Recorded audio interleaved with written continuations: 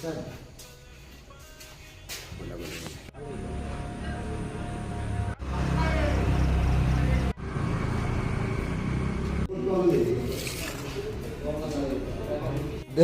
হ'ব ৰ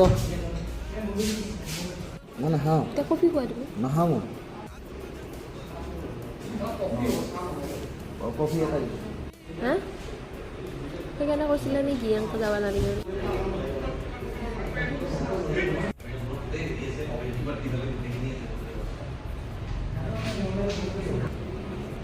তুমি খাবা নহয় কফি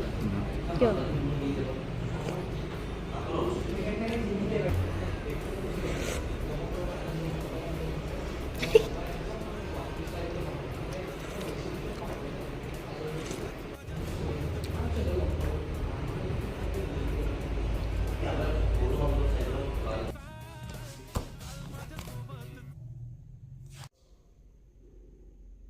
বহুত দিনৰ পৰা এখন কিতাপ আনি থৈ দিছিলোঁ বহুত দিন হোৱা নাই দুমাহমান হৈছে পঢ়া হোৱা নাছিলে কাৰণ ভাইৰাছে কৈছে ইয়াতে বোলে বহুত হেভি হেভি লাইন আছে আৰু সেই লাইনবিলাক পঢ়িলে বোলে মোৰতো বহুত কথা ভাবে মানে